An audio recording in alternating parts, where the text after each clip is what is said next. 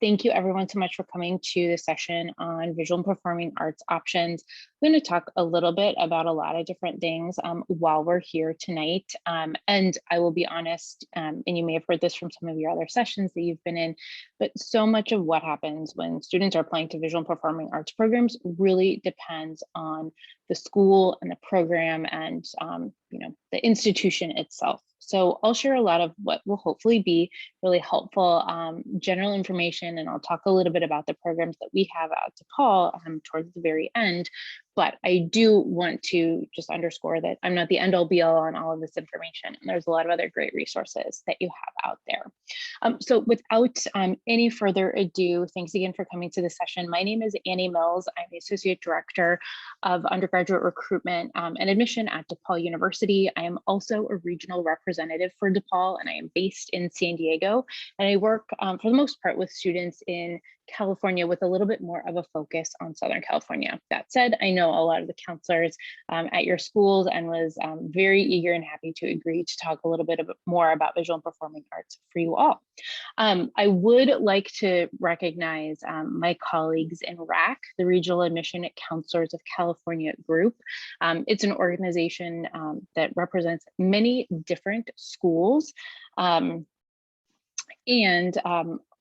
pretty much everybody in RACC is based in the state of California working with California students. So this presentation that you're about to hear from me was put together by myself, certainly, but then also in conjunction with colleagues from Syracuse University, at Emerson, and at Columbia College, Chicago. So just want to make sure that I give them a shout out and lift them up here as well.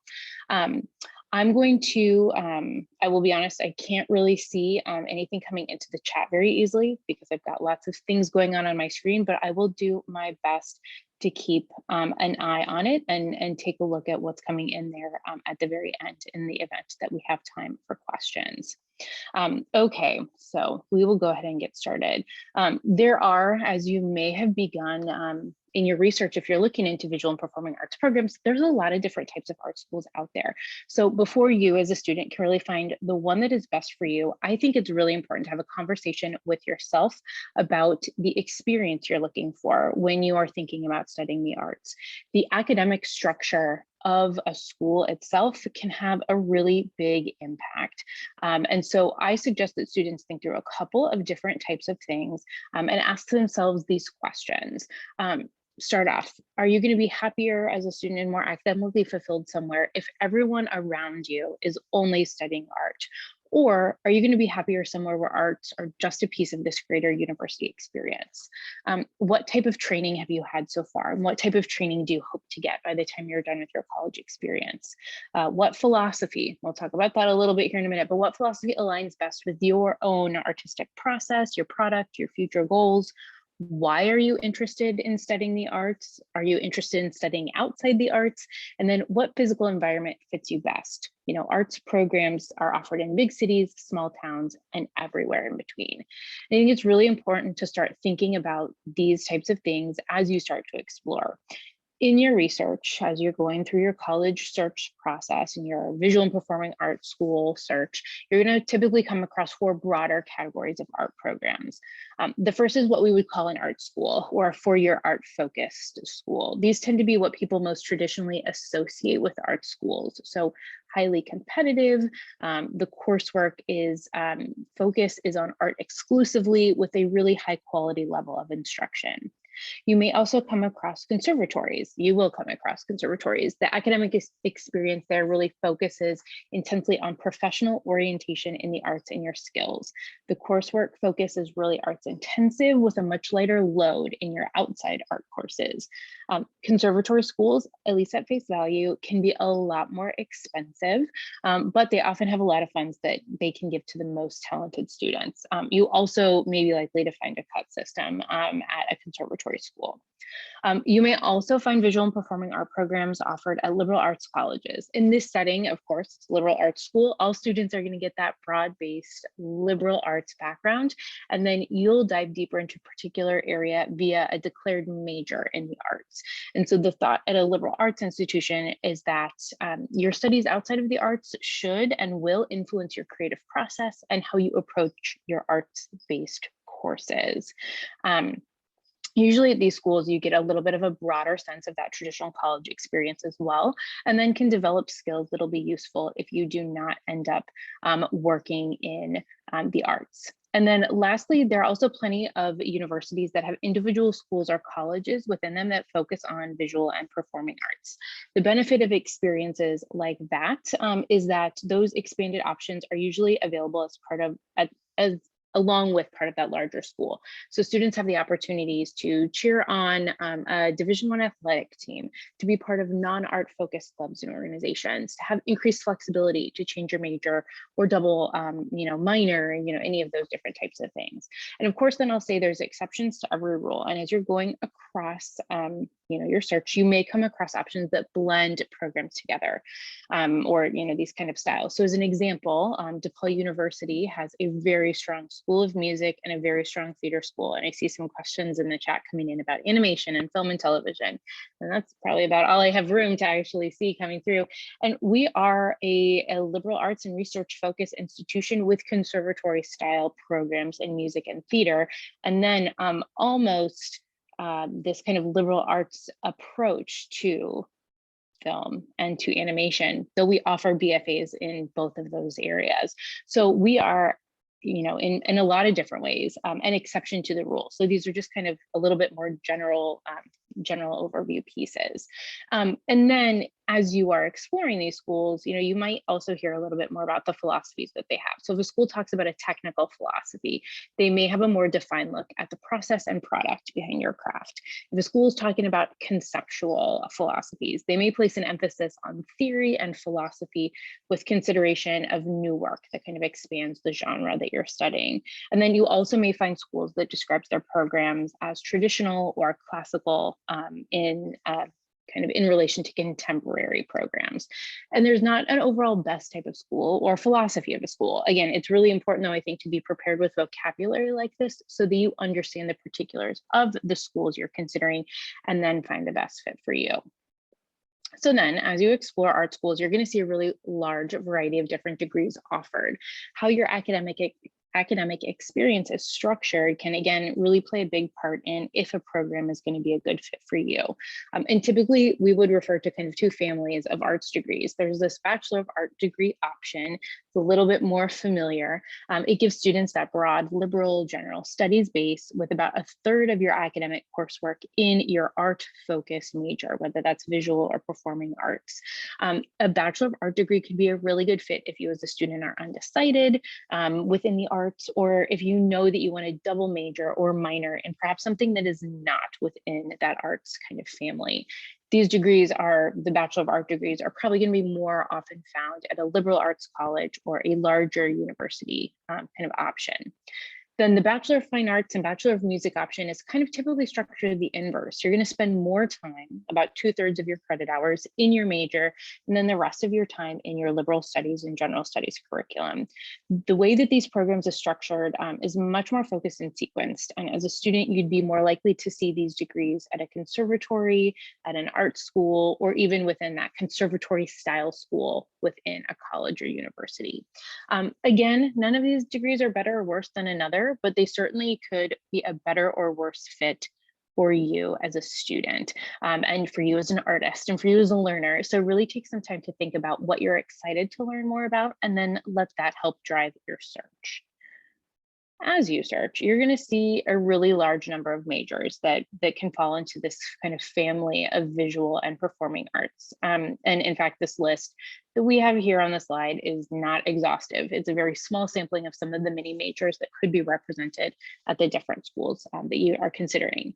So as you start looking at schools and as you do start looking at programs, I would suggest you think about a couple of different things. What have you enjoyed doing so far, whether that's in high school, in your extracurriculars, in your community?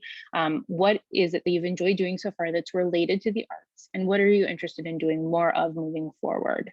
Are you interested in going into something really specific and laser focused, or are you wanting a more broad education and a more general arts-based field? Do you want to be creative in some way? Or do you know exactly what you want? Or are you undecided, but think you might end up, again, in this creative kind of environment? Your answers to those questions and how well you know yourself in the process can really help shape the conversations you will have with faculty and staff at the schools that you're considering.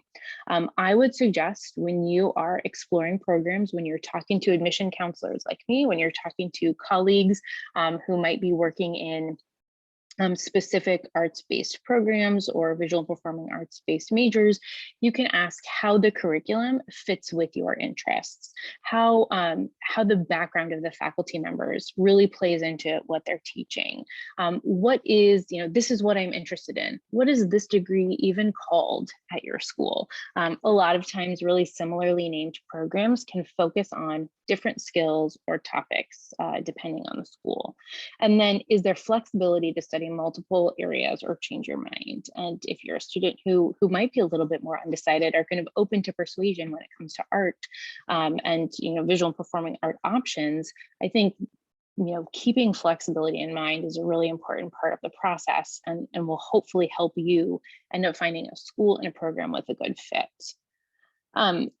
So I want to talk a little bit about the general application process for visual and performing arts programs, and then I'll get into some suggestions and tips that I've put together with my colleagues that I mentioned earlier, talking specifically about programs or about auditions and portfolios, so that you have a little bit of a takeaway as well. So again, one of the refrains that you're going to hear most from us, from admission folks, especially when it comes to talking about visual and performing arts applications, is that it really depends. Every type of school is going to have a different process that can be reflective of their philosophy, their structure, which programs are most competitive, and so on. But generally, the process works like this. You as a student are going to submit an application to a school where they will consider traditional pieces of the application, like your grades, your academic trends, essays, letters of recommendation, those types of things. You will also likely be asked to submit a artist statement or a creative resume. And I think your high school arts teachers or wherever you may have had visual and performing arts exposure in your community, they can be really helpful in putting this type of information together based on the particular area of visual performing arts that you're interested in. They likely have a decent idea of what a creative resume looks like for a particular area. And then for many different programs, it's likely they're going to want to see your work, whether that is via a pre-screen and then an audition or a portfolio and interview. What, again, any particular program is looking for really will vary, but they're going to appreciate seeing these different types of things from their students. They really are going to want to see an ability to do the work. Schools want to see well-rounded students who are able to balance art and academics, even if you're applying to programs that have a little bit more of an arts focus. They need to know that you're going to pass your classes and be a student that they can count on being there for 4 years and graduating. They're going to look for a dedication to your creativity and your creative practice. And I think it's important to acknowledge that because of COVID and the pandemic and how long I feel like everyone was, maybe going to school virtually or in non-traditional environments, a lot of what you kind of maybe saw in your future as a student might look very different than what actually happened. So as an example, if you were looking forward to performing or crewing a show this year or having a large solo in a music performance or something like that, but you weren't able to do that as expected, are there other ways that you engaged with creativity or did something similar that helped you learn a little bit more about yourself? So as an example, if you were going to design a show as part of the technical theater team, but you couldn't build sets, did you take some time to draw or and work on those skills, or learn more about color theory and how you can improve your decisions in your future work? If you were looking forward to writing or performing a short one act, did you start experimenting with podcasts or other ways to be more creative while you were isolated? I think it's helpful to kind of think about and talk about those different types of things that you did to stay active creatively, even if they are, not traditional types of involvement in visual and performing arts. Nothing has been really traditional over the past few years, and the schools and colleges you're applying to in these types of programs will know that. And then schools are going to look for a willingness to learn and take direction. Art schools are not necessarily looking for the absolute best person in any particular area, though of course you need to be proficient in what you're applying for. Through the audition and interview or portfolio process, schools are going to be just as interested in determining how you're going to spend the next 4 years. And that's ideally going to be, right, soaking in your education, using the feedback you receive from your faculty, and things like that to really enhance your skills as an artist and as a performer. And if a student is open and interested and kind of wants to make their work better, that is something that, the folks at DePaul in the music and theater programs can really see come through in an audition or an interview. And that's something that they talk about when I connect with them. As far as suggestions when it comes to working on art school applications, I think it's important to stay really organized with requirements, with deadlines, with supplements. Keep track of the pieces that you're preparing to perform or submit in a portfolio for each school.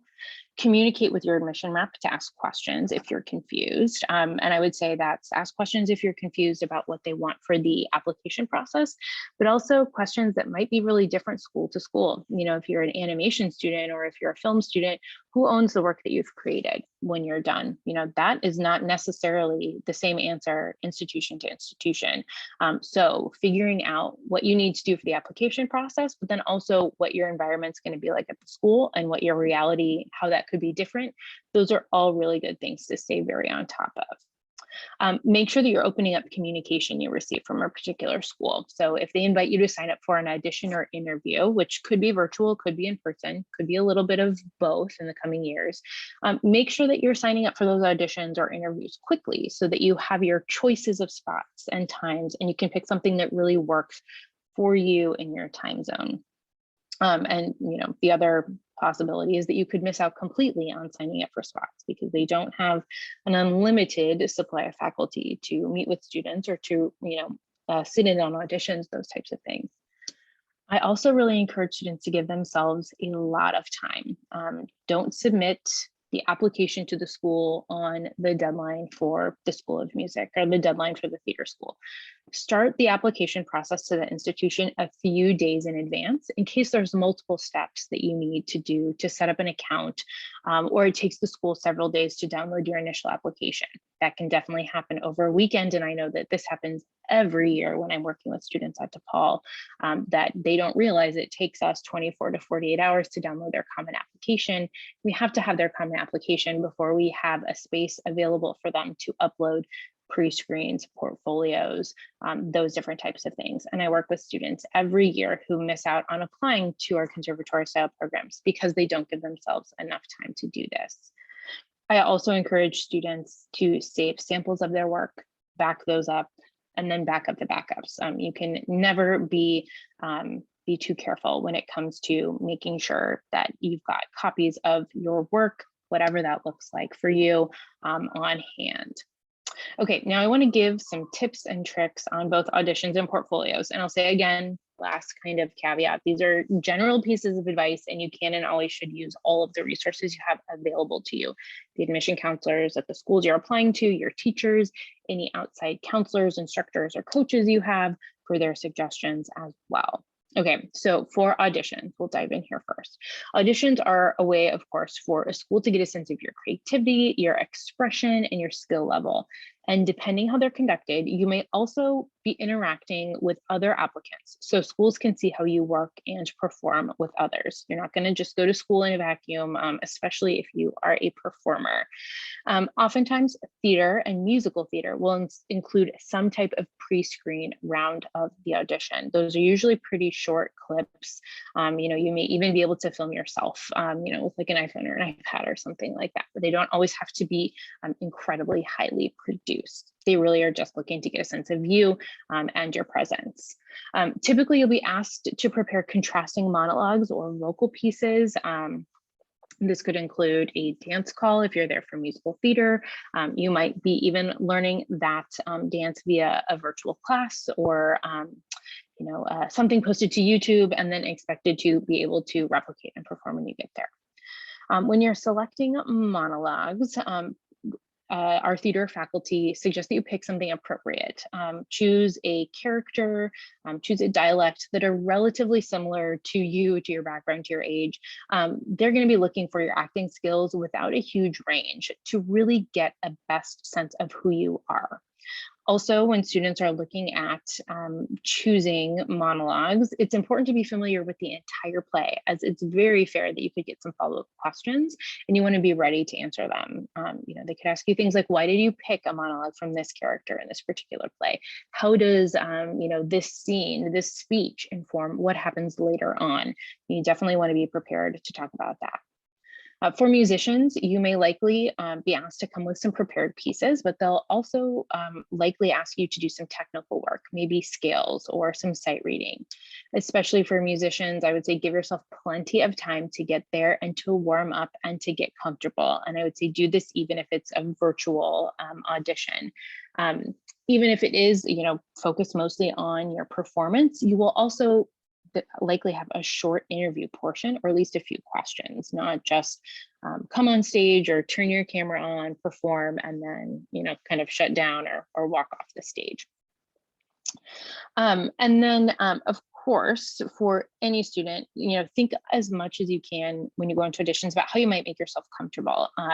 So, be cognizant of what you are wearing, of how early you get to an audition, of what you need to do to make yourself as comfortable and as well prepared as possible in that space.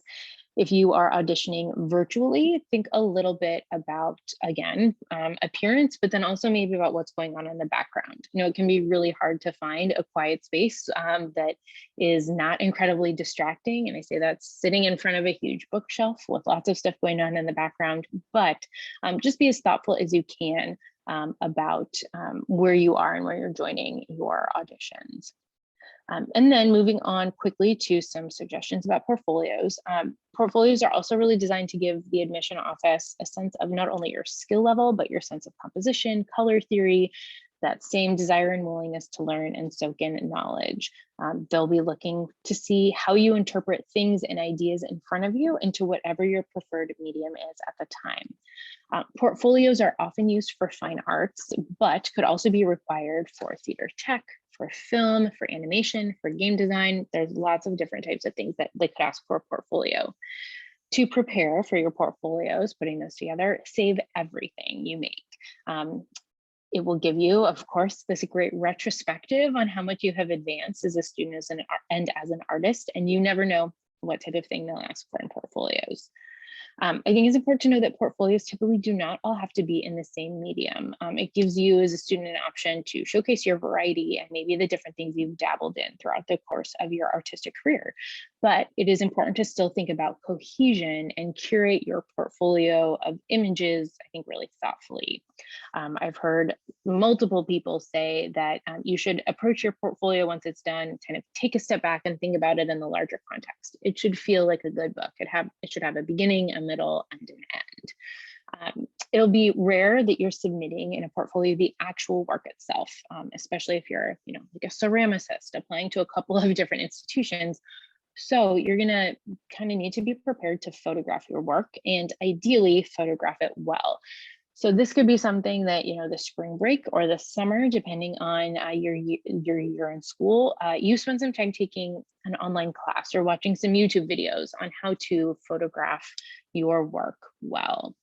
When you do photograph your work, take non-distracting photographs. Make sure as much as you can that the background is clean and basic. If you're wanting to submit something in a portfolio that is framed, have that be pretty simple, unless I would say it's part of the media that you've created. If your painting is accentuated and is really purposefully in a frame with, made of antlers or something like that, great. But if it's not, and that doesn't have anything to do with it, maybe take it out of that frame or swap it into something else. If you're drawing in your portfolios, it's important to draw from your own observation. It's usually suggested that you do not draw from a photograph unless you've taken that photograph yourself. And then I think it's also important to give context. So if you're including in your portfolio, maybe a creative writing sample or a 3-minute clip of film or animation, or maybe you're sharing characters or worlds or weaponry you've created for some type of game design program. Let us know the context of what we're looking at. What happens before and after that clip? What may we find elsewhere in this world that you've created? How are these characters going to interact with each other? And then in the very rare case that guidance is not given by the school that you're applying to, 15 is a pretty good magic number. 15 characters or views of worlds or depictions of costumes or set design, 15 pieces of art, media, or photography, 15 pages or short selections from creative writing, and I would say not 15 minutes probably of film. They're likely going to be asking for something quite a bit shorter than that, maybe more like 3 to 5 minutes or something. And then again, I think I'll leave you with this overall kind of refrain that it really depends. With what I've shared with you tonight is a really general overview with some basic tips and tricks, but make sure that you're asking specific questions of the schools that you're applying to that will answer your questions to help you figure out, is this school a good fit for me and for your future goals as an artist? Okay, so I'm gonna, that is all I have. I added my contact information up here on the screen so that you have that available. I'm just gonna do a quick peek through the chat and see if there's anything there. Let's see. Do you know of a school that has a strong animation program? It looks like somebody else answered that question. DePaul has a great animation program as well. I don't need to be all about DePaul all the time, but proud of my institution. We see lots of students interested in animation. Let's see. I see a really great question in here about UK universities and how they might transfer back to American art programs. I think that's really going to depend. I know a lot of different schools have really specific guidelines when it comes to transferring and transferability into their program. So I think that's it depends on kind of school by school question. And then what would an audition for music composition entail? That is likely also going to be really school by school. Could certainly include things like having a student be prepared to play some of the things they have composed. Likely music composition would be a BFA program, so they may be expected to take lessons and need to have proficiency in a specific instrument. A little bit of potentially of everything, and likely I would think a theory test probably as well, or maybe a theory test only for students who are interested in scholarships or something along those lines. So again, everything really depends on a school by school specific, but hopefully all of that is helpful, and again, just like a good warning to, or maybe a piece of advice to make good friends with the admission counselors at the schools that you and your students are applying to. We are here to help. I am based in California because my institution wants more California students in all of our programs: music, theater, film, television, all of those options. So we are here as resources for you. So I don't see any other questions that have come in here. Let's see. Would a liberal arts program encourage a gap year for a dancer who takes time to perform in a professional company? That's a great question. I would say to reach out to some of the liberal arts institutions that your student is interested in. DePaul doesn't have a dance program, so I don't have as much of a background to answer that, but connecting with admission counselors at schools that do, or faculty in dance programs would be a really great next step in your exploration as you're looking at different programs.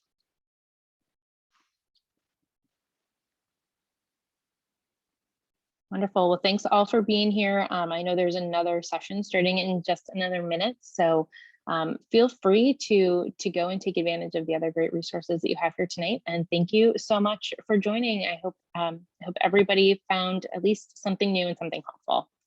Good luck in your college search. Thanks so much.